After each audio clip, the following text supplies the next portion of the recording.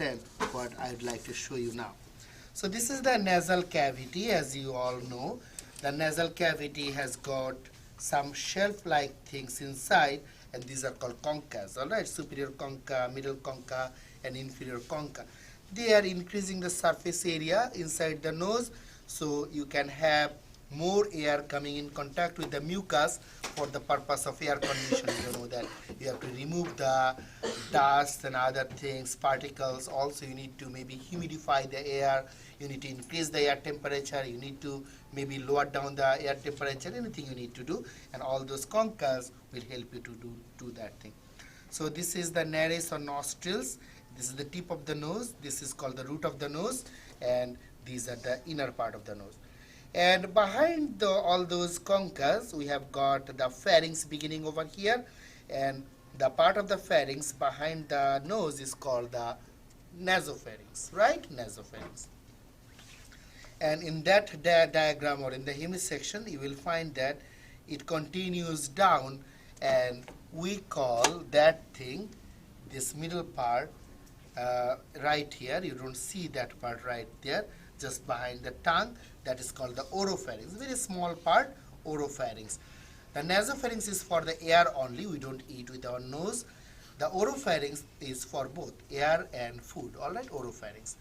And below the oropharynx, here you can see the laryngopharynx. So this part, laryngopharynx is for air and food in the upper part, but in the lower part, the laryngopharynx is basically for the air.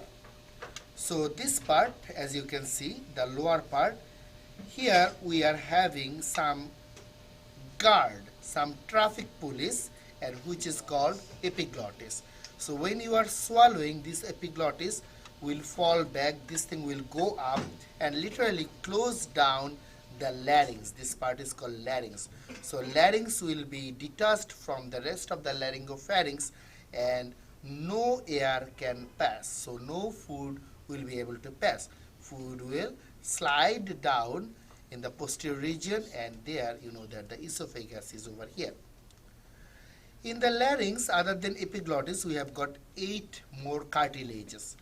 The epiglottis itself is one particular type of cartilage, which is elastic cartilage. You will find the elastic cartilage in the external ear too. So in 3 places we have got elastic cartilages, 1, 2, and 3. All right, epiglottis. All other cartilages are which kind? Hyaline cartilage. So the largest of all is called the thyroid cartilage. Right here you can see the half of the thyroid cartilage, and rest half should be there. And you know that it has got another name, Adam's apple. But I told you that Eve's we do have the apple too. All right. So this is the thyroid cartilage, and behind the thyroid cartilage we have got one very important thing at us. That's the vocal cord. All right, vocal cords. There are 2 different types of vocal cords. One is called true vocal cord, another one is called false vocal cord. But in this model, we don't have the false vocal cord, fortunately for you. So what you can see, this is the true vocal cord. This thing is like this always, and when you are talking, they are vibrating, all right, vibrating, and you are producing sound. And behind everything, you see that the thyroid cartilage is coming like this, but not completing the ring, all right? It's not completing the ring. It's in both the lateral sides and in front, but not at the back. Just below the thyroid cartilage, we have got another cartilage forming one complete 360-degree ring. What is the name of that cartilage? Cricoid cartilage, all right? Cricoid cartilage is the name, and it's forming 360-degree turn.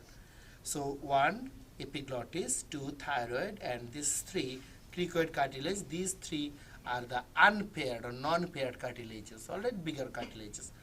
We have got 3 pairs of smaller cartilages right here. I'm not going to ask you to identify them, but maybe, who knows, you can find some like names like this, like which one is arytenoid.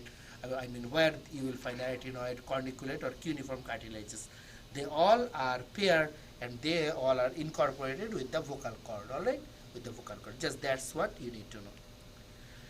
After the cricoid cartilage, we have got 18 to 20 small semicircular cartilaginous rings, C-shaped cartilaginous rings.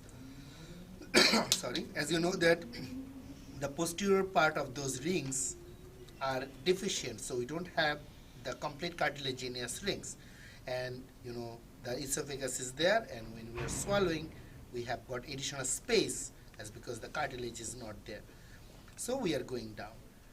And in the thorax, they are in the neck, and in the thorax, just at the level of the miniposternal junction right here, this trachea is having two branches, and we call them primary or principal bronchusses. All right, right one is shorter, thicker, and more vertical than the left one. All right, then the left one. So most commonly the right one is getting impaction with some foreign object or something like that. However, when they are going down, it's like one upside down tree, branching and branching, and they are entering the lungs, right and left lungs. All right. So maybe I'm going to ask you which one is the right lung, which one is the left lung. So which one is the right lung, which one is the left? Because in my left hand. No. So I know why you are telling that, because it has got two lobes only. It has got the cardiac impression. Can you see? This part is called lingula. This is called the cardiac notch. Whereas the right lung, it has got three lobes and it does not have any such features. All right, it's easy. And what is this? Diaphragm. Yes, the diaphragm. All right. This is muscle, right? This is muscle. So nothing to confuse about. This is the diaphragm. All right. And on top of the diaphragm, can you see something in light blue? What is that?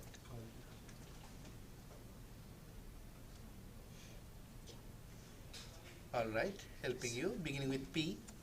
Parietal. Parietal, yes, he is actually 100% right. Parietal, then? Oh, I'm not giving you the credit this time. All right, so 50%. Parietal, pleura. All right, pleura, that is pleura, covering the lungs, so it must be pleura. And this is parietal. So where is the visceral pleura? This is parietal. Where is the visceral pleura? Sold out? This is the visceral pleura. On the surface of the organ, there is the visceral pleura. And the parietal pleura is a little away from the surface. All right? So visceral pleura is this one. So you see that not that much things to understand. And finally, though this is not the part of the respiratory system, but can anyone tell me what is that? She's trying, yeah? The gallbladder? No? Spleen. Yes. This is on the left side. Gallbladder is on the right side for most of the people, all right? So this is the spleen. Okay? This is the spleen. Any question? So hopefully everybody will be able to answer those things. And another thing, just to let you know, this is the hilum, all right? Hilum, this is the port of entry of all the blood vessels and everything. Okay? Got me? Got you, right? So